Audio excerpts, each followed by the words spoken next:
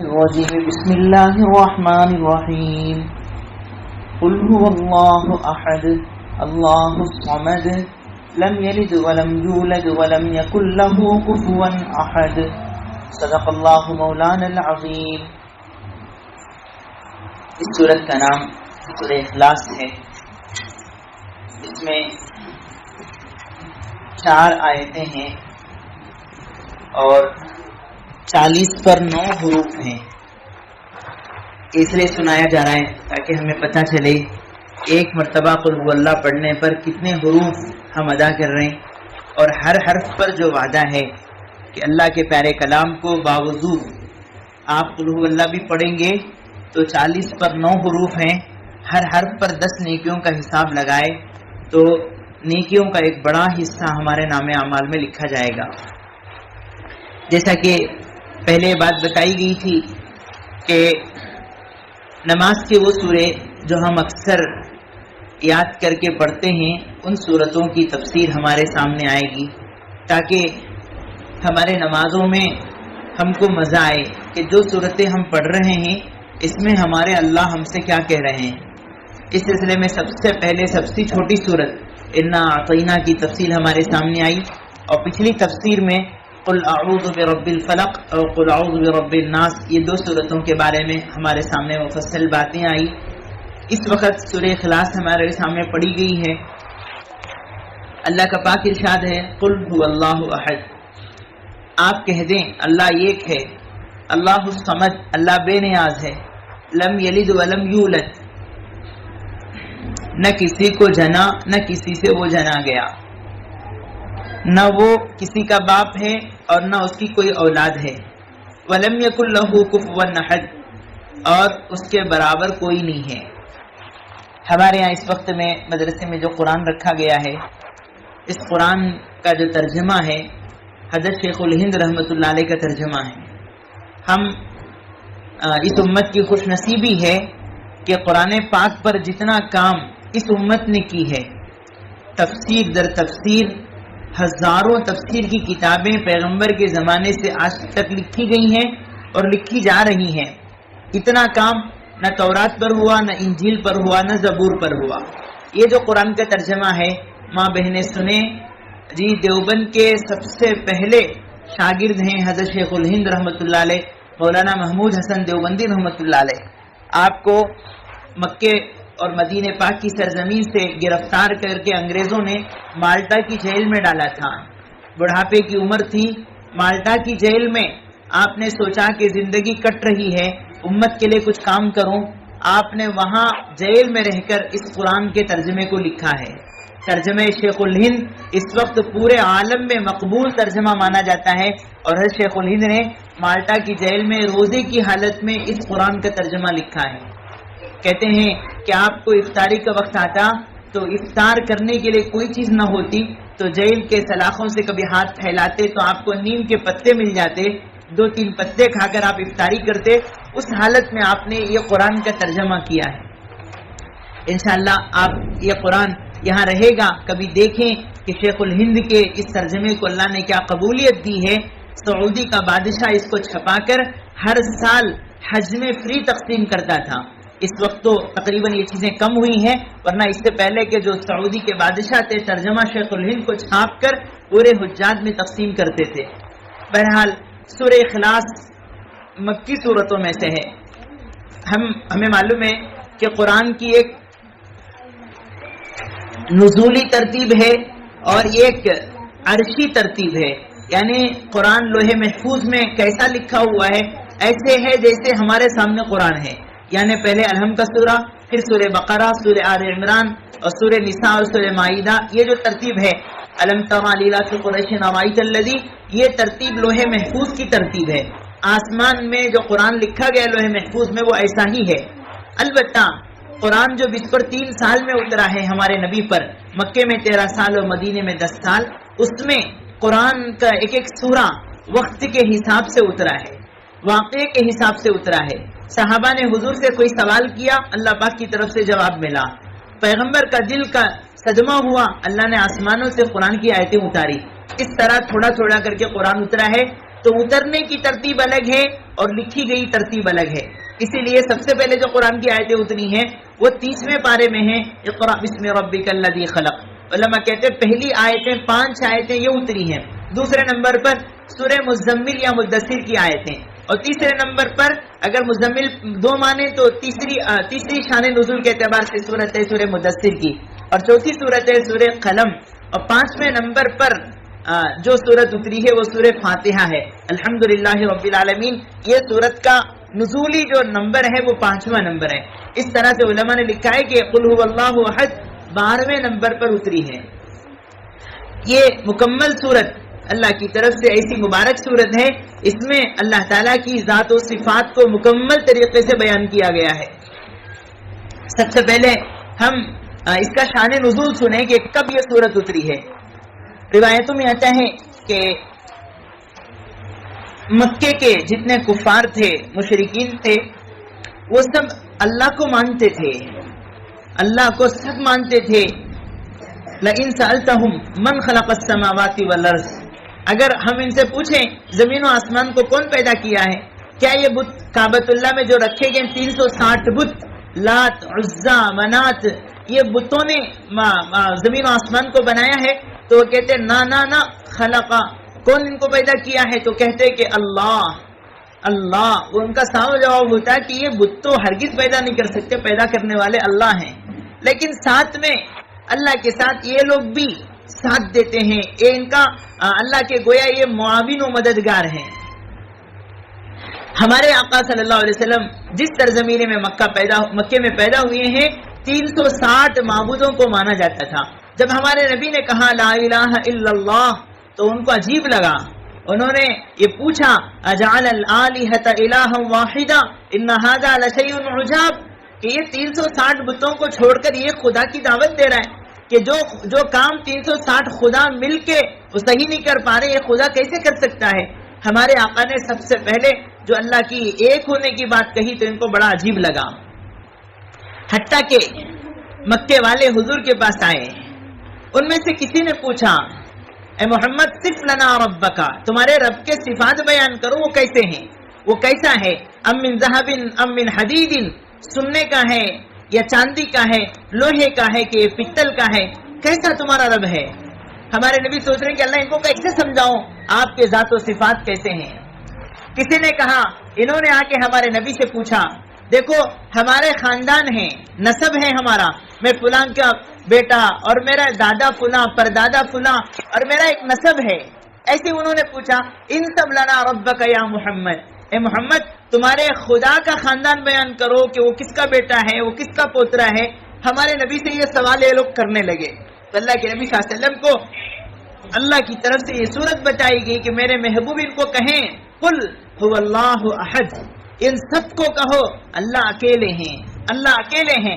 اللہ الصمد، اللہ بے نیاز ہیں. لم یلد ولم یولد، ان کے نہ اولاد ہیں اور نہ وہ کسی کے اولاد ہیں. ولم یکن لہ کفوا احد، ان کے برابر کوئی نہیں ہے. یہ شان نزول ہے سورہ اخلاص کے اترنے کی. سورہ قل هو اللہ کے اترنے کا پس منظر یہ ہے کہ کچھ لوگوں نے ہمارے نبی سے یہ پوچھا تھا کہ تمہارے رب کے اوصاف بیان کرو کیسا ہے. کسی نے پوچھا تھا تمہارے رب کا نسب نامہ بیان کرو کہ ان کا خاندان کون سا ہے. تو ہمارے آقا کو یہ صورت اتری کہ اللہ کو حسب و نسب نہیں ہوتا، اللہ اولاد اور باپ ہونے سے پاک ہیں، اللہ تعالیٰ بے نیاز ہیں. اللہ تعالیٰ جیسا دنیا میں اس ذات کو سمجھنے کی قوت ہمارے پاس نہیں ہے. اس طریقے سے یہ صورت اتری ہے. اس صورت کے متعلق ہم سنیں قرآن پاک میں سب سے چھوٹی 3 صورتیں اتری ہیں. ایک سورۃ العصر، دوسرا سورہ کوثر اور تیسرا سورہ اخلاص. والعصر اور ایسے انا اعطینا اور تیسرا قل هو اللہ احد.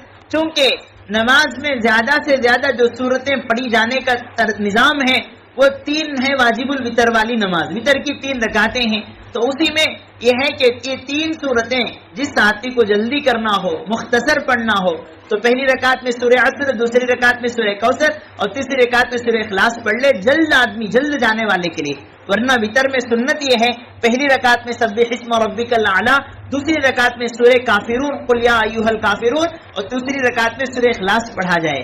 اگر کوئی کتنی بھی جلدی میں ہو، کم از کم یہ چھوٹی صورتیں سورہ عصر، سورہ کوثر اور سورہ اخلاص پڑھ لے، اس کے لیے 3 صورتیں اتری ہیں۔ حضرات علماء نے یہ بات لکھی ہے۔ البتہ حضرت مفتی سعید صاحب پالن پوری رحمۃ اللہ علیہ، جو ہم سب ہمارے بخاری شریف کے استاد ہیں دارالعلوم دیوبند کے، حضرت نے بیان کیا کہ 3 صورتیں قرآن میں اس لیے چھوٹی چھوٹی اتری ہیں کہ تینوں صورتوں میں 3 باتوں کو خاص طور پہ سمجھانا ہے۔ ایک تو یہ ہے کہ قرآن اترا ہے اللہ کے جانب سے، اور قرآن اترا ہے پیارے پیغمبر صلی اللہ علیہ وسلم پر، اور قرآن اترا ہے انسانوں کی ہدایت کے لیے۔ اور یہ تینوں صورتیں، اس میں سے ایک صورت اللہ کو سمجھاتی ہے، ایک صورت رسول اللہ کو سمجھاتی ہے، ایک صورت انسان کی حقیقت سمجھاتی ہے۔ جو اللہ کو سمجھانے والی صورت ہے وہ قل هو اللہ احد ہے، جو نبی کو سمجھانے والی صورت ہے وہ انا اعطیناک الکوثر ہے۔ ہم نے سنا ہے کہ اس میں اللہ تعالیٰ نے اپنے نبی کو کیا اونچا مقام دیا ہے۔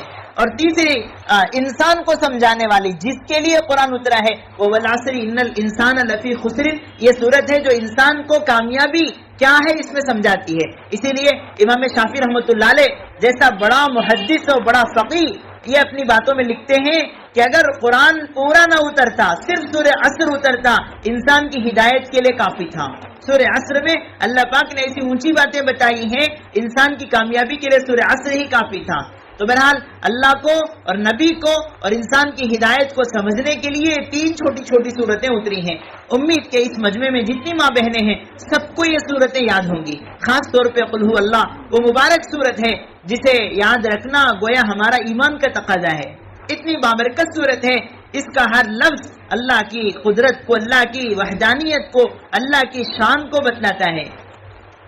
اسی لیے تفسیر روح المعانی میں، اور ایسی ہی حافظ ابن کثیر رحمۃ اللہ علیہ نے تفسیر ابن کثیر میں، اور ایسے ہی ہمارے اکثر علماء میں جو بات لکھی گئی، مفتی شفیع صاحب رحمۃ اللہ علیہ معرف القرآن میں اس صورت کے اتنے فضائل لائے ہیں کہ اس صورت کو پڑھنے والوں کو اللہ کیا کچھ دیں گے۔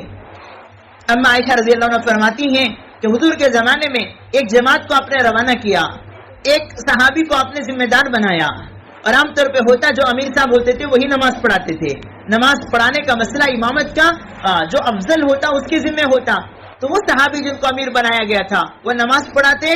تو بعضی کتابوں میں ہے کہ ہر سورہ فاتحہ ہوتے ہی قل هو اللہ پڑھتے، ہر رکعت میں قل هو اللہ پڑھتے، اور کسی کتاب میں ہے کوئی بھی سورت ضم سورت پڑھتے لیکن قل هو اللہ پڑھ کر رکوع کرتے، ہر رکعت میں اخیر میں وہ قل هو اللہ پڑھ کے رکوع کرتے۔ واپسی کے بعد ساتھیوں نے اللہ کے نبی کو سنایا، آپ نے جن کو امیر بنایا تھا ان کا یہ معمول تھا، آپ نے ان کو بلوایا اور پوچھا ایسا کیوں کرتے ہو؟ انہوں نے فرمایا اللہ کے حبیب اس میں جو رحمان کے صفات بیان کیے گئے ہیں مجھے بڑا پیارا لگتا ہے کہ اس صورت کو بار بار پڑھوں۔ تو آپ نے فرمایا حبک ایاہ ادخلک الجنہ، اے میرے صحابی قل هو اللہ کی محبت نے تم کو جنتی بنا دیا۔ اللہ ہم سب کو توفیق دے کہ ہم اس صورت کو بار بار پڑھیں، بار بار پڑھیں۔ آقا بیٹھے ہیں، آپ نے سنایا کہ جو 10 مرتبہ قل هو اللہ احد پڑھے، دیکھیں یہ مجمع نیت کرے، بہت چھوٹے چھوٹے اعمال ہیں، بڑے بڑے وعدے ہیں۔ فرمایا کہ جو قل هو اللہ کو 10 مرتبہ پڑھے، اللہ کے نبی صلی اللہ علیہ وسلم نے فرمایا کہ اسے اللہ تعالیٰ جنت میں محل عطا فرمائیں گے، اور پھر آپ نے فرمایا جو 20 مرتبہ پڑھے اللہ 2 محل عطا کریں گے۔ تو حضرت عمر فاروق رضی اللہ عنہ بیٹھے تھے، انہوں نے پوچھا اللہ کے حبیب تب تو میں روزانہ بہت سورہ اخلاص پڑھوں گا، قل هو اللہ کئی بار پڑھوں گا تاکہ جنت میں بہت محل ملے۔ آپ نے فرمایا کہ اللہ کا خزانہ بہت بڑا ہے، اللہ خوب دیں گے۔ تو ہماری مائیں بہنیں یہ گھر سے بیٹھے بیٹھے چھوٹے چھوٹے معمولات ہیں، قل هو اللہ احد 10 مرتبہ 20 مرتبہ 50 مرتبہ پڑھنے کی عادت بنائیں، بہت بڑا ثواب ہے۔ روایتوں میں ہے کہ جو مائیں، جو بہنیں، جو انسان قل هو اللہ کو 100 مرتبہ پڑھے، روایت میں ہے کہ اسے 50 سال کے گناہ اللہ معاف کر دیں گے، 50 سال کے گناہ، 50 سنتن حدیث میں آ کرے کہ 50 سال کے گناہ معاف ہوں گے، بہت بڑا ثواب ہے۔ البتہ اس حدیث میں ایک عجیب استثناء ہے، ایک بات دل کو جھنجھوڑنے والی ہے۔ آپ نے فرمایا الا الدین، سارے گناہ معاف ہوں گے، قرض معاف نہیں ہوگا، قرض معاف نہیں ہوگا۔ یہ بڑا عجیب مسئلہ ہے امت کے لیے کہ گناہ معاف کرنے کے جہاں جہاں وعدے ہیں وہاں صغیرہ گناہ ہیں، کبیرہ گناہ توبے کے بغیر معاف نہیں ہوتے۔ ایسے ہی فرمایا وہ گناہ ہیں جن کا تعلق اللہ کے حق سے ہے، بندوں کے حق کے جو گناہ ہیں وہ بغیر آگے بڑھ کے معافی مانگے اور بغیر اس حق کے ادا کیے معاف نہیں ہوتے۔ روایت میں ہے صحابی آئے پیغمبر کے پاس، اللہ کے نبی شہید اللہ کے راستے میں جان دے دے، اللہ کے لیے گردن کٹا دے، کیا اس کی مغفرت ہو جائے گی؟ آپ نے فرمایا شہید کے شہادت پر اس کا خون کا خطرہ زمین پہ گرنے سے پہلے اللہ اسے بخش دیتے ہیں۔ یہ سن کر وہ صحابی خوش ہو کے جا رہے ہیں۔ جبریل امین تشریف لائے، اللہ کے نبی کو فرمایا الا الدین، نبی ان کو بتا کے کہو سب گناہ معاف ہوں گے شہید کے، لیکن قرض معاف نہیں ہوتا، قرض معاف نہیں ہوتا۔ مائیں بہنیں، اس بارے میں ہمیں بہت زیادہ فکر مند ہونے کی ضرورت ہے۔ آج جی ہمارا حال اتنا برا ہو رہا ہے امت کا، ہر چھوٹی بات پہ قرض لے رہے ہیں، ہر بڑی بات پہ قرض لے رہے ہیں، بہانے بہانے قرض پہ پھنستے جا رہے ہیں۔ چھوٹی چھوٹی عمروں میں بڑے بڑے قرضے ہیں، نہ گھر والی کو فکر ہے کہ میرا شوہر کہاں سے لائے گا، میرا شوہر کہاں سے کرے گا، بس ہمیں ہماری راحت چاہیے، چاہے آپ کہیں سے بھی لا لو۔ پہلے تو سنتے تھے 1 روپے کا بیاج، اب تو وہ 2 ہو گئے، 2 کے جا کے 10 ہو گئے۔ پہلے سنتے تھے مہینے کی بیاج ہے، اب تو ہفتے کی بیاج شروع ہو گئی ہے، 10 دن کی بیاج شروع ہو گئی ہے۔ کچھ بھی ملے ہمیں قرض چاہیے، چاہے جس طرح بھی ملے۔ اللہ کے لیے سنیں، ہمارے آقا نے فرمایا لعن اللہ آکل الربا وموکلہ وکاتبہ وشاہدیہ، کہ اللہ کے نبی فرماتے ہیں اللہ لعنت کرے سود، بیاج لینے والا، بیاج دینے والا، بیاج لکھنے والا اور بیاج پہ گواہ بننے والا، چاروں پر اللہ کے نبی نے بددعا فرمائی ہے کہ اللہ کی لعنت اس پر ہو۔ حضور کی بددعا، حضور کی بددعا کتنی بڑی چیز ہے۔ اور امت کے کتنے لوگ ہیں جو بیاج یہ سمجھتے ہیں گناہ، بیاج کو پیسے دیکھو کمائی تو گناہ ہے، وہ جتنا گناہ ہے بے ضرورت بیاج پر پیسہ لیں گے تو بھی اتنا گناہ ہے۔ اور آج اللہ معاف فرمائے ہمیں دعوت دی جا رہی ہے، ایک بار فون آتا ہے آپ کو لون چاہیے، آپ کے کھاتے سے آپ کو لون دینے کے لیے ہم تیار ہیں، ہاؤس لون اور بزنس لون، جی گاڑیوں پہ بیچنے والوں کو الگ لون، حتیٰ کہ ماؤں بہنوں کو بازاروں میں لا کے کھڑا کر دیا گیا، ڈواکرا میں جڑ جاؤ جب چاہے تمہیں قرض میں پیسہ ملے گا۔ یہ اتنی بڑی لعنت کی چیز ہے مائیں بہنیں، سمجھیں 10 روپے بیاج وہ بھی بیاج ہے، 70 پر 5 پیسے بیاج ہے وہ بھی بیاج ہے۔ اللہ کے نبی کی بددعا اس پر بھی ہے، اس پر بھی ہے۔ امت کی کتنی مستورات ہیں جو ڈاکرا میں پیسے لیتے یہ سمجھتی ہیں کہ ہم بڑی آسانی کے ساتھ ہماری ضرورت پوری ہو رہی ہے۔ سود پر پیسہ لینا بہت بڑا گناہ ہے، امت آج اسے بھول رہی ہے۔ چھوٹی چھوٹی ضرورتوں پر ہاں سود پر لینے کی اجازت کب ہے؟ علماء نے لکھا ہے جان جا رہی ہے، ہسپتال میں ماں ایڈمٹ ہے، کہیں پیسہ کوئی ہاتھ بدل دینے تیار نہیں ہے، جان بچانے کے لیے سود پہ لینے کی اجازت ہے۔ عزت جا رہی ہے، کوئی بازار میں کھڑے ہو کر ہمارا گریبان پکڑ کر گلے پٹی پکڑ کر ہمیں ذلیل کر رہا ہے، اس کو اپنی عزت بچانے کے لیے سود پہ لینے کی اجازت ہے۔ ورنہ آج جس کام کے لیے بیاج پہ پیسے لے رہے ہیں، بچی کی شادی گرانٹ سے ہونا، اللہ معاف فرمائے ذرا ہماری ناک اونچی ہونا، 4 کے برابر ہمیں جینا، ہمارا بیپار اونچا ہونا، چھوٹے چھوٹے بہانوں پہ جو سود پر قرض لے رہے ہیں، اللہ کے لیے یاد رکھیں جو بیپار بیاج پہ لے کے شروع کیا جائے کبھی اس بیپار میں برکت نہیں ہوتی۔ اللہ کی مدد نہیں ہے تو برکت کہاں سے آئے گی؟ 500 1000 کا بیپار کرے، پاکیزہ مال سے کرے، دیکھیں اللہ تعالیٰ کس طرح اس بیپار کو ترقی کراتے ہیں۔ آج امت کا 90% طبقہ بیپاریوں کا تاجروں کا سود پہ لے کے اتنا پریشان ہے، آ کے تعویذ پوچھ رہے ہیں اور لا کے عاملوں کے پاس جا رہے ہیں، برکت نہیں ہے، برکت نہیں ہے۔ ارے تعویذوں کو پیچھے ڈالو، سب سے پہلے ہماری کمائی جس کے ذریعے ہم کما رہے ہیں وہ پیسہ اللہ کی لعنت کا ہے، تو آنے والی تجارت اور نفع میں کیسے برکت ہوگی؟ اس مجمع سے ہاتھ جوڑ کے درخواست کی جاتی ہے قرض لینا کم کریں، قرض لینا کم کریں۔ اللہ کے پیارے نبی صلی اللہ علیہ وسلم کا مبارک دور ہو، صحابی کا جنازہ آتا، آپ پوچھتے کیا اس کا کوئی قرضہ ہے؟ صحابہ بتاتے حضور ہاں یہ ادھار لیا ہے، ادا نہیں کیا ہے۔ آپ پوچھتے اس کی کوئی جائیداد ہے، سونا چاندی ہے؟ فرماتے ہیں تو آپ فرماتے پہلے ادا کرو، اس کی جنازے کی نماز بعد میں پڑھیں گے۔ اور اگر کہتے کچھ نہیں ہے تو جب اللہ کے نبی پر تنگی کا زمانہ تھا آپ کہتے صلو علی اخیکم، تمہارے بھائی کا جنازہ تم پڑھ لو، اس مخروض قرض والے آدمی کی جنازہ میں محمد الرسول اللہ نہیں پڑھا سکتا۔ ایک آدمی پر بندوں کا حق بوجھ ہو اور میں اس کی جنت کی سفارش کروں، یہ مجھ سے نہیں ہو سکتا، آپ پیچھے ہٹ جاتے۔ ہاں خیبر فتح ہوا، ہمارے آقا پہ جب وسعت آئی تو اللہ کے نبی صلی اللہ علیہ وسلم کی مبارک سنت اس کے بعد یہ بنی جو صحابی غریب ہوتے قرض چھوڑ کے مرتے آپ فرماتے کہ ان کا قرضہ میں ادا کروں گا۔ اللہ کے نبی خود قرضہ ادا کرتے پھر جنازے کی نماز پڑھاتے۔ مائیں بہنیں آپ نہیں ہیں، آپ کے ساتھ ایک بڑا خاندان جڑا ہوا ہے۔ اگر آپ نے خرچ کی ترتیب ایسی بنائی کہ میرا شوہر قرضوں کے حوالے نہ ہو، آج جتنے مرد दिवालिया हो रहे हैं, ऐप ही उठा रहे हैं। आप उनकी जिंदगियों को उठा के देखो, उनकी बीवी ऐसी मिली थी जिसकी वजह से बेचारा न दीन का रहा न दुनिया का रहा। अगर घरवाली सलीकामंद है, 100 रुपए में 50 रुपए में जीना करके 50 रुपए उम्रे को बचा रही है, लाने वाले शोहर की कमाई को कभी कभी जोड़ जोड़ कर खुद शोहर का साथ दे रही है, इंशाअल्लाह वो शोहर कभी कर्जों के हवाले नहीं होता। बड़ी आसानी के साथ कहा जाता है कि 10 तोले सुन्ना बेकार रख के क्या करेंगे, बैंक में रखो, उससे आने वाले इससे बड़े बड़े काम करेंगे। बैंक चुपके नहीं देता, उस पर सूद डालता है, और आप अल्लाह के नबी की बद्दुआ के साथ वो पैसा ले रहे हैं। अल्लाह के लिए सोना बैंक में रखने का सिलसिला खत्म करें। अगर आपको इतनी मजबूरी है, अल्लाह पे भरोसा करके बेच दें। बैंक में रखना, उस पे पैसा लेना गुनाह है।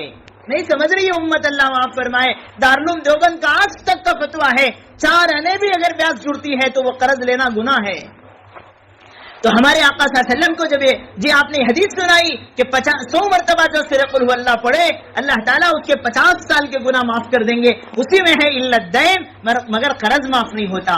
तो आज की तफसीर की मजलिस में अगर हमारी माएं बहनें नियत कर लें कि अल्लाह जानबूझ के कभी ब्याज को पैसा नहीं लेती। ड्वाकरा में जितनी माँ बहनें हैं, अल्लाह के लिए अल्लाह पे भरोसा करें, अल्लाह हलाल पे जिएंगे, भूखे मर जाएंगे, कभी तेरे लानत के पैसे नहीं लेंगे। अल्लाह चाहे तो आपको सुकून की राहत के साथ अल्लाह इंतजाम करेंगे। इसके लिए जितनी माएं बहनें हैं, नियत करें जल्द अज जल्द वो लानत की चीजों से बाहर आएंगे और उनमें नहीं जाएंगे। कितना अजीब लगता है, औरत पर्दे वाली है वाली, और वो जब मीटिंग को बुलाए जाए, कोई सियासत वाला आए तो जय बोलने के लिए हमारी माँ बहनें जाएं, अजीब लगता है। हमारे बड़े से रोजा निकालने के लिए कितने शराइत रखे हैं, क्या उनमें से कोई शर्त इन मीटिंगों में है हमारे पास?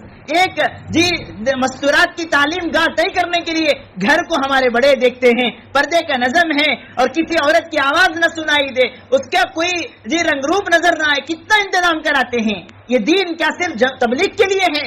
उसके बाहर हमारे ऊपर दीन नहीं है। कितनी माएं इन मीटिंगों में जाके मगरिब कज़ा हो गई, कभी कभी वो आने वाला उसका इंतजार, कभी बैंकों में जाके लाइन। अल्लाह के लिए आप जरा इस सिलसिले में सोचें, आप सोचें, ये ऐसा ही नहीं है। हमारे नबी सल्लल्लाहु अलैहि वसल्लम ने बहुत पहले बताया था, क़यामत के करीब मेरी उम्मत ब्याज के हवाले हो जाएगी। अगर सूद से बचे भी, लेकिन सूद का धुआं जरूर लगेगा। आज वो हालात हमारे ऊपर हैं। ऐसे मौके से कुछ माएं बहनें नियतें करें। अगर किसी का माल बैंक में है कि अल्लाह नियत करती हूँ मैं कि अल्लाह मैं जल्द अज जल्द वो वहां से निकाल लूंगी, और अगर खुदा न खास्ता ब्याज के कर्जों में डूबे हुए हैं, नियत करके अल्लाह अगला रमजान आने से पहले चाहे रमजान के कपड़े न खरीदूं, इतवार का गोश्त छोड़ दूं, मैं इधर उधर पिकनिकों में घूमने कम कर दूं, कर्ज के बोझ से पहले बाहर आ जाऊं। हमारे बुजुर्गों में हजरत गंगोही रहमतुल्लाह अलैह एक गरीब आदमी आया, हजरत से कहा हजरत मेरे काम के लिए दुआ कर दो, अल्लाह मेरा काम बना दे। अल्लाह के मकबूल बंदे थे, दुआ मांगी, काम पूरा हो गया। तो वो आया, हजरत मेरा काम बहुत आसान हो गया, आपको मैं कुछ तोहफा देना चाहता हूँ। उस जमाने में उसने 5 रुपए हजरत को तोहफे में दिए। ये वो दौर है जब सुन्ना 8 आने रुपए में तोला बिकता था। 5 रुपए उस जमाने के गोया आज के 5 लाख से ज्यादा है। हजरत ने उसके जाने के बाद साथियों से पूछा इसके घर का हाल कैसा है। साथियों ने बताया कि हजरत इस पर खर्च का बहुत बड़ा बोझ है। हजरत ने कहा वो फर्ज रख के ये नफिल क्यों कर रहा है, वो जिम्मेदारी रख लेकर ये हदिया तोहफे क्यों दे रहा है। हजरत खामोश हो गए। मगरिब के बाद हजरत उसके दरवाजे पे गए। हजरत रशीद अहमद गंगोही जब दरवाजा दस्तक दिए, कुतुबुल अक़दाब हैं, हमारे तमाम बुजुर्गों के शेख हैं, मौलाना इलियास साहब रहमतुल्लाह अलैह उनसे बैत थे। जब दरवाजा खुला, गंगोही का चेहरा देखा, ये बेचारा पीला पानी हो गया। इतने बड़े अल्लाह वाले मेरे घर आए हैं। टूटे फूटे चेहर डाल के हजरत का इस्तकबाल किया। हजरत ने कहा बेटा मैं इस वक्त आया हूँ, तुझे कोई चीज देने आया हूँ। हजरत ने वो 5 रुपए उसको दिए। ले बेटा तेरा तोहफा मुझे कबूल हो गया, तेरी नेकी तुझे मिल गई, अब ये पैसा मैं तुझे देना चाहता हूँ। हजरत ने उसके बाद कहा जल्दी खर्च से बाहर आ जाओ, उसके बाद ये सारे नफिल काम करना। माएं बहनें, इस वक्त हमारे ऊपर कर्ज का बोझ है और हम सिर्फ नाक को बचाने, इज्जत को बचाने ऐसे वैसे ऊंचे ऊंचे कामों में जा रहे हैं। अल्लाह के लिए नियत करें कि अल्लाह कर्ज के बोझ से हमें बाहर निकाल ले। मसनून दुआ है। सहाबी आए, हुजूर मेरे पर कर्ज का बहुत बहुत है। आपने उनको दुआ सिखाई, इस दुआ को पढ़ो, अल्लाह पहाड़ के बराबर भी कर्ज हो अल्लाह अदा कराएंगे। इस मजमे से गुजारिश है दुआ याद कर ले। हमारे आका ने उनको सिखाया अल्लाहुम्मा मक्फिनी बिहलालिका अन हरामिका व अगनिनी बिफज़लिका अम्मन सिवाक। फर्ज नमाज के बाद एहतिमाम से इस दुआ को पढ़ा जाए। अल्लाह से उम्मीद है चंद दिनों में अल्लाह कर्ज का बोझ हल्का कर देंगे इंशाअल्लाह। बहरहाल कुल हु अल्लाह की बड़ी फजीलत आई है। एक हदीस में हमारे आका ने फरमाया कोई बिस्तर पे सो जाए और दाएं करवट सोए, सीधे کلے کی طرف سو جائے، سیدھے کروٹ پہ سوئے اور قل هو اللہ 100 مرتبہ پڑھے تو اس کے لیے خوشخبری ہے، اللہ تعالیٰ قیامت کے دن سیدھے ہاتھ کی طرف سے گویا سیدھے طرف جو دروازہ ہوگا اللہ اسے جنت میں داخل کر دیں گے۔ یہ فضیلت ہے بستر پر سیدھے کروٹ سو کر 100 مرتبہ قل هو اللہ پڑھنے کی۔ ایک مرتبہ تو نیت کریں، ہم یہ عمل کریں گے انشاءاللہ۔ جی ایک طرف جی دائیں کروٹ پہ ہمارے نبی کلے کے نیچے ہاتھ رکھ کے سوتے تھے شروع میں، تو یہ سنت ہے۔ ایسی ہی حالت میں 100 مرتبہ قل هو اللہ پڑھے تو اللہ دائیں طرف سے جنت میں داخل کرائیں گے۔ یہ بڑی ثواب کی چیز بتائی گئی ہے۔ تو کتنی فضیلتیں آئیں، 10 مرتبہ پڑھنے پہ جنت کا محل، 20 پڑھیں گے تو 2 محل۔ حضرت عمر فاروق نے پوچھا میں اگر اس سے زیادہ پڑھو، جتنے پڑھو گے اللہ اتنے دیں گے، اللہ کا خزانہ بڑا ہے۔ ایک فضیلت یہ ہے کہ جو کوئی 100 مرتبہ قل هو اللہ پڑھے اللہ 50 سال کے گناہ معاف ہوں گے سوائے قرض کے۔ ایک فضیلت یہ ہے بستر پر دائیں کروٹ پہ سورہ قل هو اللہ 100 بار پڑھیں گے اللہ تعالیٰ دائیں طرف سے جنت میں بھیجیں گے۔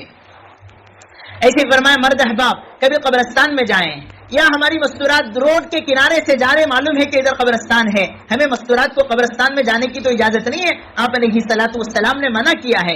اگر دور سے گزر رہے ہیں تو فرمایا کہ روایت ہے کہ جو کوئی 11 مرتبہ قل هو اللہ احد پڑھ کر قبرستان والوں کو بخشے، فرمایا اس قبرستان میں 100 سالوں سے جتنے مسلمان دفن ہیں اللہ سب مردوں کو یہ ثواب دیں گے، اور جتنے مردے دفن ہیں اتنا ثواب پڑھنے والوں کو دیں گے۔ یہ حدیث میں آ کر ہے، صاحب مالا بدہ مینو قاضی ثناء اللہ صاحب پانی پتو رحمۃ اللہ علیہ نے اپنی کتاب میں لکھا ہے 11 مرتبہ قل هو اللہ پڑھنے پر قبرستان کے مردوں کو بخشنے پر ایک ایک مردے کو 11 قل هو اللہ کا ثواب ملے گا، اور جتنے مرحومین وہاں دفن ہیں اتوں کے برابر اللہ پڑھنے والوں کو ثواب دیں گے۔ تو اگر راستے میں پتہ چلے شوہر نے بتایا کہ یہاں یہ قبرستان ہے شہر انند پور کا یا کسی جگہ کا، تو دور دور سے پڑھتے ہوئے چلیں، بخشنے پر اللہ اتنا ثواب ہم کو دیں گے۔ آگے روایت میں ہے کہ کئی قبرستان جائے الحم کا سورہ پڑھے اور ایسے ہی قل هو اللہ 11 مرتبہ پڑھے، یا بلکہ ایک ہی مرتبہ الحم کا سورہ ایک بار، قل هو اللہ ایک بار، الہاکم التکاثر ایک بار، اور پڑھنے کے بعد مرحومین کو بخشے۔ حدیث میں ہے کہ اس قبرستان میں جتنے نیک لوگ ہوں گے وہ سب قیامت کے دن اس کے بارے میں اللہ سے سفارش کریں گے، اللہ اسے جنت میں داخل فرما۔ پتہ نہیں قبرستان میں کتنے نیک لوگ مردے بھی ہوں گے، وہ ہمارے حق میں شفاعت کریں گے ان کے لیے جو قبرستان جا کے الحم کا سورہ اور سورہ اخلاص اور سورہ الہاکم التکاثر پڑھے۔ یہ سب سورہ قل هو اللہ کے فضائل ہیں۔ حضرت عقبہ ابن عامر رضی اللہ تعالیٰ عنہ، آپ نے ان کا ہاتھ پکڑا اور فرمایا کہو، انہوں نے پوچھا حضور کیا کہوں؟ آپ نے فرمایا کہو قل هو اللہ احد 3 مرتبہ، قل اعوذ برب الفلق 3 مرتبہ، قل اعوذ برب الناس 3 مرتبہ۔ آپ نے پڑھایا اور کہا کہ ایسی مبارک صورتیں ہیں جو تورات میں، انجیل میں، زبور میں، قرآن میں ایسی بابرکت صورتیں، ان کا یہ خلاصہ ہے، ان کو تم پڑھو اور کبھی بھی بستر پہ نہ بھولو۔ چنانچہ اما عائشہ فرماتی ہیں میرے محبوب کو زندگی بھر میں نے دیکھا ہے آپ بستر پر بیٹھتے سورہ کافرون اور سورہ اخلاص اور سورہ فلق اور سورہ ناس پڑھ کر ہاتھوں پہ اتنے زور سے پھونکتے کہ آپ کے تھوک کے چھینٹے ہاتھوں پہ پڑتے اور آپ دونوں ہاتھوں سے پورے بدن پہ ہاتھ مل لیتے۔ یہ معمول بنا لیں، نظر بد سے حفاظت ہو جائے گی اور سحر و جادو سے اللہ حفاظت کرائیں گے۔ یہ چاروں صورتیں 4 قل کے نام سے مشہور ہیں۔ ہماری ماں بہنیں سمجھتی توغرا لگائیں گے تو برکت آئے گی، توغرا لگانے پر کسی کتاب میں برکت نہیں ہے، پڑھنے پر فضیلت ہے۔ صرف پرچہ لگانے پر فضیلت نہیں آئے گی، پڑھنے پر فضیلت ہے کہ اپنی زبانوں سے ان صورتوں کو پڑھیں۔ اور کبھی کبھی ہم یاد کیے بہت پہلے بچپن میں یاد کرے تھے، اب پتہ نہیں گاڑی پٹری پر ہے کہ اتر گئی ہے۔ کبھی ایسے مدرسوں میں آئیں اور کہیں کہ میری یہ صورتوں کو سنو، درست ہے تو الحمدللہ، اگر غلط ہے تو میری اصلاح کرو، تو یہ صورتوں کو پڑھ پڑھ کر ہم ان صورتوں کے الفاظ کو درست کریں۔ بہرحال سورہ اخلاص مکی صورتوں میں سے ہے، 12ویں نمبر پہ اتری ہے اور اس صورت میں 4 آیتیں ہیں، 40 پر 9 حروف ہیں۔ اب سنیں اللہ کیا فرما رہے ہیں اس صورت میں۔ ہمارے نبی صلی اللہ علیہ وسلم سے انہوں نے پوچھا، مکے والوں نے، انسب لنا ربک، تمہارے رب کا نسب بیان کرو، تو اللہ نے کہا قل، میرے محبوب کہیں هو اللہ احد، وہ اللہ اکیلا ہے۔ اللہ یہ ایسا مبارک لفظ ہے جس کے بارے میں علماء کہتے ہیں یہ اللہ کا ذاتی نام ہے، اللہ کا ذاتی نام ہے۔ رحمان، رحیم، قدوس، السلام، المؤمن، یہ اللہ کے صفاتی نام ہیں جو 99 نام جی کتابوں میں لکھ کر ہیں، یہ اللہ کے صفاتی نام ہیں۔ الرحمن الرحیم، الملک القدوس السلام المؤمن المہیمن العزیز الجبار المتکبر الخالق البارئ المصور الغفار القهار الوهاب الرزاق الفتاح العليم القابض الباسط الخافض الرافع المعز المذل السميع البصير الحكم العدل اللطيف الخبير الحليم العظيم الغفور الشكور العلي الكبير الحفيظ المقيت الحسيب الجليل الكريم الرقيب المجيب الواسع الحكيم المجيد الباعث الشهيد الحق الوكيل القوي المتين المحصي المبدي المعيد المحيي المميت الحي القيوم الواجد الماجد الواحد الأحد الصمد القادر المقتدر المقدم المؤخر الأول الآخر الظاهر الباطن الوالي المتعالي البر التواب المنتقم العفو الرؤوف مالك الملك ذو الجلال والإكرام الرب المقسط الجامع الغني المغني المعطي المانع الضار النافع النور الهادي البديع الباقي الوارث الرشيد الصبور. ان 99 نام حدیث میں ہے ان للہ تعالی 99 اسما 100 الا واحدہ، اللہ کے 99 نام ہیں. من احصاها دخل الجنہ، جو ان ناموں کو یاد کرے اللہ اسے جنت میں داخل کریں گے. ہمارے مدرسوں میں معصوم بچوں کو یہ نام یاد کرائے جاتے ہیں. ہمارا 6 سال کا 7 سال کا بچہ یا بچی یہ اللہ کے 99 نام 2-2 3-3 سانسوں میں سنا دیتے ہیں. اللہ کے نبی کا وعدہ ہے جو اللہ کے 90 پر 9 صفاتی نام یاد کر لے اللہ انہیں جنت میں داخل کریں گے. تو یہ اللہ کے صفاتی نام ہیں. اللہ کا ذاتی نام اللہ ہے. جیسے ایک ساتھی کا نام عبد الرحمن ہے، ان کو کوئی کہتے ہیں حاجی صاحب، کوئی کہتے ہیں نمازی صاحب، یا کوئی کہتے ہیں یہ حافظ صاحب ہیں، قاری صاحب ہیں، مولانا ہیں. یہ ان کے صفات ہیں، ان کا اصلی نام ہے عبد الرحمن. ایسے ہی فرمایا اللہ کے رحمان اور رحیم و مالک یہ سب اللہ کے صفاتی نام ہیں. اللہ کا پراپر اور ذاتی اور ان کا خاص نام ہے اللہ. سارے علماء کا اتفاق ہے اللہ کا ترجمہ دنیا کی کسی زبان میں نہیں ہو سکتا. اس لیے فرمایا تیلگو میں جب باتیں بیان ہو تو آپ اسے پربھو اور دیوڑو مت کہو، اللہ کا نام اللہ کہو. آپ یہاں ہمارے بیرون ممالک کی جماعتیں آتی تو وہ حضرات انگریزی میں بات کرتے ہیں، لیکن جب اللہ کا نام آتے تو وہ کہتے ہیں اللہ سبحانہ و تعالی. کتنا پیارا لگتا ہے اللہ سبحانہ و تعالی. فرمایا اللہ اللہ ہے، اس کا ترجمہ کسی زبان میں نہیں ہو سکتا.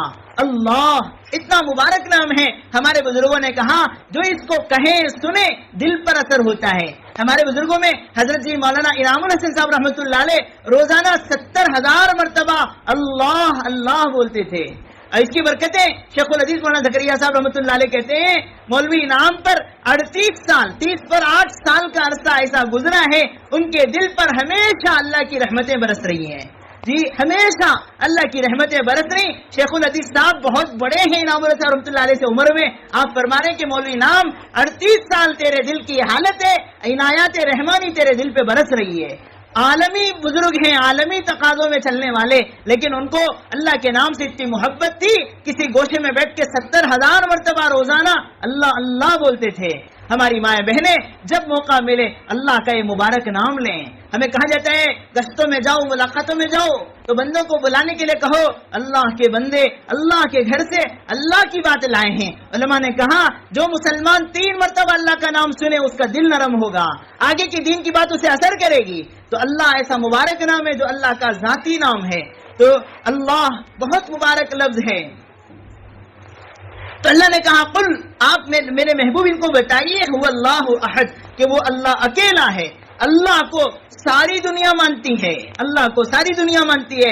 کفار مکہ اللہ کو مانتے تھے اور باتیں کہ شرک کرتے تھے. یہودی اللہ کو مانتے ہیں، لا الہ الا اللہ میں یہودی بھی ہمارے ساتھ ہیں.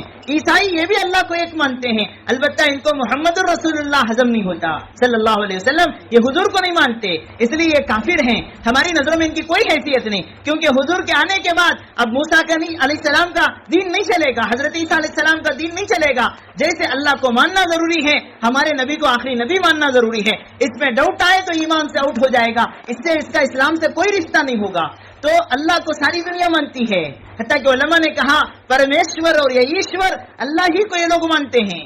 ان کے یہاں بھی لکھا ہوا ہے ان کے ویدوں میں، ان کے پنرویدوں میں اور ان کی جو کتابیں ہیں ان کی کتابوں میں ان کو بتایا گیا پرمیشور ایک ہے، ایشور ایک ہے. ایشور کہتے ہیں ان کے اپنے سنسکرت کی زبان میں اللہ کو کہتے ہیں. پرمیشور کا مطلب محبت کرنے والا وہ ان کے یہاں بھی اکیلا ہے. اور بات ہے کہ انہوں نے مددگار سمجھ کے دنیا کے 3 کروڑوں کو 3 کروڑ معبودوں کو انہوں نے جوڑ لیا ہے. تو اللہ کو ساری کائنات مانتی ہے. آگے اللہ کو اکیلا ماننا، احدن، قرآن بتاتا ہے کہ اللہ کو ماننا اور اکیلا ماننا. اللہ بھی ہے کوئی اور بھی ہے تو گیا اس سے، اس کا ایمان بچا نہیں. اس لیے فرمایا گیا کہ اللہ احد. یہاں عربی میں بولنا چاہیے اللہ واحد. واحد کے معنی عربی میں ایک ہیں، لیکن قرآن یہاں احد کہتا ہے کیونکہ واحد بولیں گے تو آگے اثنین ثلاثہ اربعہ یہ گنتی ہے، ایک جو ہوگا تو اس کا دو بھی ہوگا. لیکن احدن ایسا معنی ہے کہ وہ ایک جس کا دو کبھی نہیں ہو سکتا. احدن کا علماء کہتے ہیں کہ اردو میں ترجمہ پوری ڈکشنری میں نہیں ہے. احدن کا کیا ترجمہ ہے؟ احدن کا ترجمہ اردو میں نہیں ہے، فارسی میں ہے. احدن کے معنی یکتا، ایسا اکیلا جس کا دوسرا کوئی مددگار، جس کے برابر کوئی نہیں، جس کا مشیر نہیں، جس کا وزیر نہیں، جس کے حکومت میں کوئی شریک نہیں، اس کو کہتے ہیں احد. یاد رکھیں یہ ہمارا ایمان ہے. ہم اللہ کو اللہ مانتے ہیں. ہم کسی پیر و مرشد کو خدا کا درجہ نہیں دے سکتے، کسی درگاہ کو، کسی جھاڑ کو اور کسی اور کو ہم خدا کا درجہ نہیں دے سکتے. اللہ اپنے ذات میں، صفات میں، کمال میں، جمال و جلال میں، قدرت میں اکیلا ہے. اس کو دل سے ماننا پڑے گا، اس کے بغیر ہمارا لا الہ الا اللہ مکمل نہیں ہو سکتا. بار بار یہ بات آتی ہے، امت میں آج سب سے زیادہ مستورات کا ایمان اتنا کمزور ہوتا جا رہا ہے. کوئی بھی گلی میں طوطا لے کے بھی آ جائے، ہماری مستورات تقدیر پوچھنے چلی جاتی ہیں. میرا شوہر ایسا کیوں کر رہا ہے؟ میرے گھر میں برکت کیوں نہیں ہے؟ اللہ خدا را آپ ہم ایسی شرک کے کاموں سے بچیں. ہماری تقدیر اللہ کے علاوہ کوئی نہیں جانتا.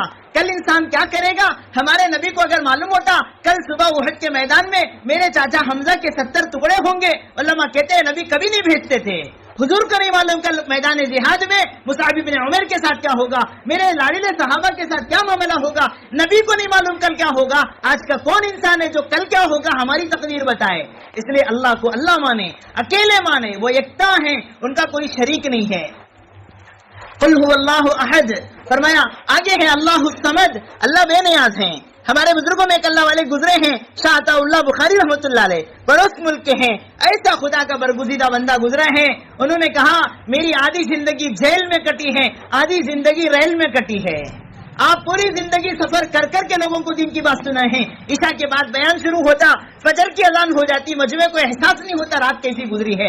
ایسا مقبول بندہ تھا شاہ عطا اللہ بخاری. وہ کہتے ہیں میں نے آدھی زندگی جیل میں اور آدھی زندگی ریل میں. جیل میں کیوں؟ حق بات بولتے تھے، حکومت ان کو جیلوں میں ڈالتی اور چند دن کے بعد پھر باہر چھوڑ دیتی. اور اس طرح ان کی آدھی زندگی جیل میں اور آدھی زندگی ریل میں کٹی ہے. جب جیل میں تھے آپ نے ان کو ایک پنڈت سے ملاقات ہو گئی. اس نے بتایا شاہ صاحب آپ کے قرآن کا ایک ترجمہ ہمارے پاس ہے، سنسکرت زبان میں ہے. حضرت عطا اللہ صاحب بخاری نے اس کو دیکھا تو اس کا ترجمہ قل هو اللہ احد اللہ الصمد اس پنڈت نے سنایا. اس کے بعد اس نے پوچھا شاہ صاحب اللہ الصمد کے کیا معنی ہیں؟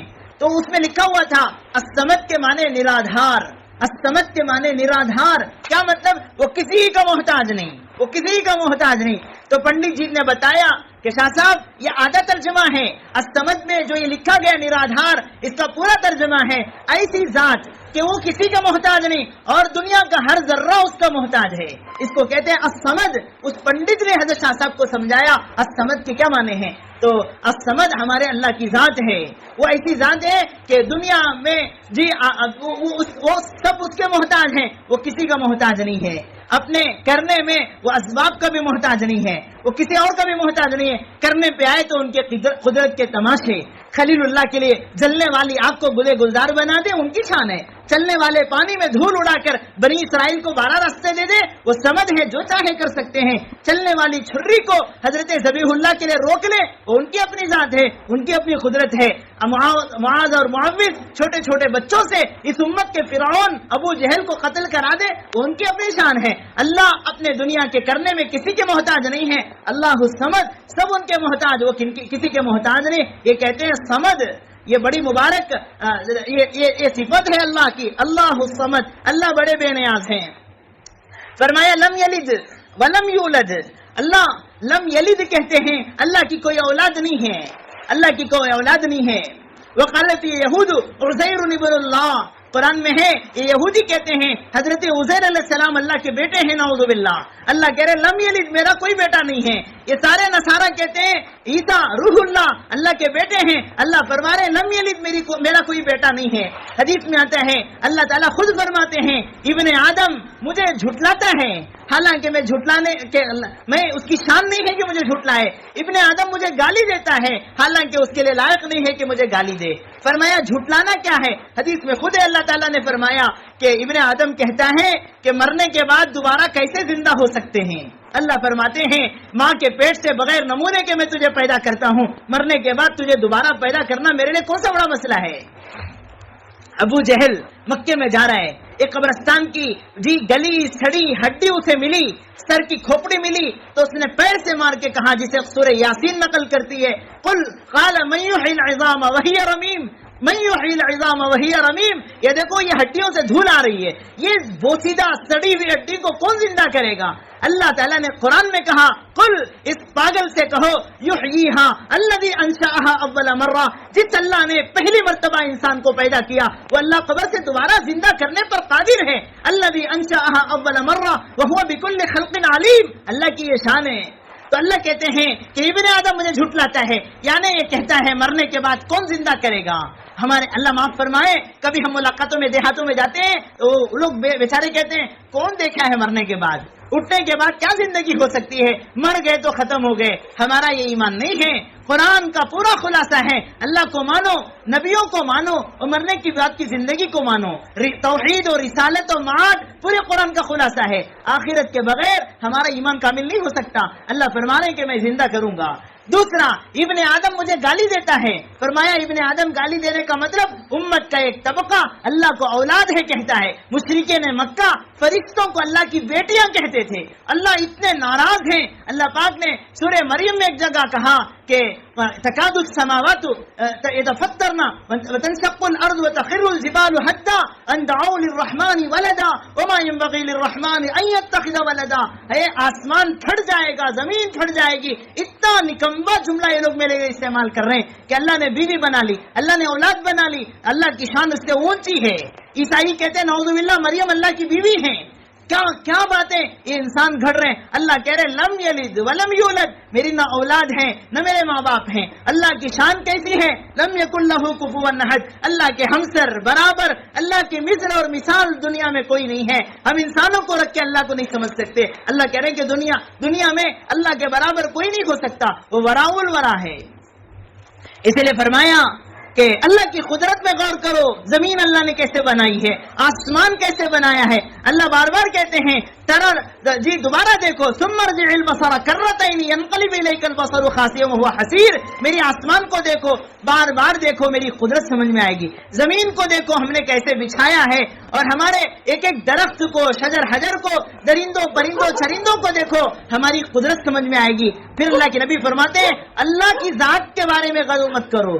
اللہ کیسے ہیں اس میں ہم پڑھیں گے ہماری عقل خراب ہو جائے گی. ہم نہیں سمجھ سکتے دنیا میں اللہ کی ذات کیسی ہے. اب آپ نے فرمایا کبھی وسوسے آتے ہیں، برے خیالات آتے ہیں. زمین فلاں اللہ نے بنایا، آسمان اللہ نے بنائی، کائنات کو اللہ نے بنایا. نعوذ باللہ نعوذ باللہ، اللہ حفاظت کرے. خدا نخواستہ دل میں یہ بات آئے اللہ کو کون بنایا. اللہ کے نبی فرماتے فوراً کہو لا حول ولا قوت الا باللہ. اللہ اس وسوسے سے ہم کو بچائے. ہم ان وسوسوں میں پڑیں گے دنیا ہماری خالی ہو جائے گی. ہمارے منڈل کے ایک ساتھی وہ بار بار کہتے کہ مولانا کئی دن ہو گئے نیند نہیں آتی، بے چین ہو، بے قرار ہو. کا تو بار بار وسوسہ آتا ہے اللہ کیسے ہوں گے، اللہ کو کون بنایا. ایسے وسوسے آتے. فرمایا کہ میری زندگی ایسی بری ہو گئی ہے، نہ کھانے میں دل لگتا ہے، نہ سونے میں دل لگتا ہے. کہا چھوڑو اللہ کے لیے یہ تسبیح زیادہ پڑھو، لا حول ولا قوت الا باللہ، اور قل هو اللہ کثرت سے پڑھو. اللہ اسی وسوسوں سے بچائیں گے. حدیث میں ہے یہ مبارک صورت ایسی بابرکت صورت ہے. پیغمبر علیہ السلام ایک جگہ سے گزر رہے تھے، وہ صحابی ہاتھ اٹھا کے دعا مانگ رہے اللہم انی اسألک بأنی اشہد انک انت اللہ لا الہ الا اللہ الاحد الصمد الذی لم یلد ولم یولد ولم یکن لہ کفوا احد. گویا قل هو اللہ کو ملا کر وہ دعا کر رہے تھے. اللہ کے نبی نے فرمایا اس ذات کی قسم جس کے قبضے میں میری جان ہے، اس نے اللہ کا اسم اعظم لے کے دعا مانگا ہے. اب جو دعا کرے گا اللہ قبول کریں گے. قل هو اللہ پڑھ کے دعا مانگے، فرمایا دعا قبول ہوتی ہے. اسم اعظم قل هو اللہ میں چھپا ہوا ہے. علماء نے یہ باتیں لکھی ہیں. آپ نے کسی کو دیکھا وہ پڑھ رہا ہے قل هو اللہ احد اللہ الصمد لم یلد ولم یولد ولم یکن له کفوا احد، آپ نے صحابہ کو فرمایا وجبت، اس پر لازم ہو گئی۔ صحابہ نے پوچھا وما وجبت یا رسول اللہ، حضور کون سی چیز واجب ہو گئی؟ فرمایا جنت اس کے لیے واجب ہو گئی۔ قل هو اللہ پڑھنے پر جنت کا وعدہ بتایا گیا ہے۔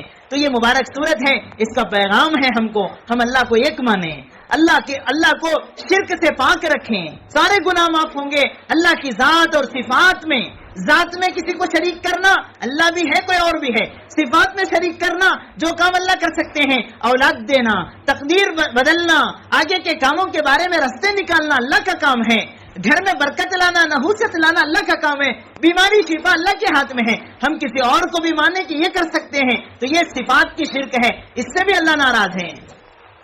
تو ہماری ماں بہنیں اللہ کے لیے توبہ کریں کہ اولاد دینے کی طاقت اللہ کی ہے۔ ابھی ہم نے سنا کہ کچھ مذکورات اللہ معاف فرمائے، نادانی میں کہیں جاتے ہیں روٹی کھائیں گے تو اولاد ہوگی، یہ کیسی بے عقلی کی بات ہے کہ کسی کی روٹی پہ کھانے پر اولاد کیسے ہوگی؟ اور کسی کے یہاں جا کے ایسی نحوست کی جگہ جہاں بے ایمان اور بے غسل اور بے وضو لوگوں کا بڑا جمگٹھا جمع ہے، وہاں جا کے ہم ہاتھ پھیلا کے روٹی لا لیں اور سمجھیں کہ ہماری تقدیر بدلے گی۔ اللہ ایسے کاموں سے بہت ناراض ہے، اللہ کے لیے ایسی چیزوں سے دور رہیں۔ ہمارا ایمان ہے کرنے دھرنے والی ذات دنیا میں اللہ کی ہے۔ تو قل هو اللہ احد بڑی بابرکت صورت ہے، اس صورت کو بار بار پڑھیں، سنیں اور سمجھیں۔ دوبارہ اس کا ترجمہ سنیں، اللہ تعالیٰ فرماتے ہیں قل، میرے محبوب آپ کہیں اللہ احد، اللہ اکیلے ہیں، اللہ الصمد، اللہ بے نیاز ہیں، لم یلد، نہ ان کے اولاد ہے، ولم یولد، نہ وہ کسی کے باپ ہیں، اللہ ابن اللہ بھی نہیں اور اللہ کا کوئی اب اللہ بھی نہیں ہے، باپ بھی نہیں ہے، اللہ کی اولاد بھی نہیں ہے، ولم یکن لہ کفوا احد، اللہ کے برابر، اللہ کے ہمسر، اللہ کے مثل اور مثال دنیا میں کوئی چیز نہیں ہے۔ ہم ان باتوں کو دل کے کانوں سے اور اپنے پلو باندھ دیں کہ انشاءاللہ اس صورت کا جو پیغام ہے ایمان کی مضبوطی، اللہ کو اللہ ماننا اور اللہ کا نام لے کے دعا کرنا، اللہ کے نام کو بار بار یاد کرنا، ایسے فرمایا اس صورت کو کثرت سے پڑھنا، 10 مرتبہ تو روزانہ پڑھ سکتے ہیں۔ اللہ کرے ابھی اسی مجلس میں اٹھنے سے پہلے ہماری ہر ماہ 10 مرتبہ اس صورت کو پڑھ کے اٹھے۔ ہمارے حضرت فرماتے ہیں تعلیم میں بیٹھو، اگر کوئی چھوٹا عمل ایسا معلوم ہو جائے اسی مجلس میں عمل کر سکتے ہیں تو کرو، اس کا شکریہ ہے، اس دین کی بات کی وہ قدردانی ہے، آئندہ اللہ بار بار عمل کرنے کی توفیق دیں گے۔ اس کے لیے انشاءاللہ دعا سے پہلے ہم پہلے 10 مرتبہ قل هو اللہ پڑھیں گے، نیت کریں اللہ ہمیں اس کی برکت سے جنت میں محل دیں گے انشاءاللہ۔ اس کے علاوہ ہمارے امت کے جتنے مرحومین ہیں، ہمارے رشتہ دار، ہمارے والدین اور دادا دادی، نانا نانی، ان سب کو اس کا ثواب جائے گا۔ خاص طور پہ ہمارے جو اکابر اہل اللہ جن کی برکت سے ہمیں قرآن اور حدیث کی باتیں معلوم ہوئی ہیں، ان کی بھی نیت کریں انشاءاللہ۔ تو ابھی ہم قل هو اللہ 10 مرتبہ پڑھیں گے، اس کے بعد دعا ہوگی انشاءاللہ۔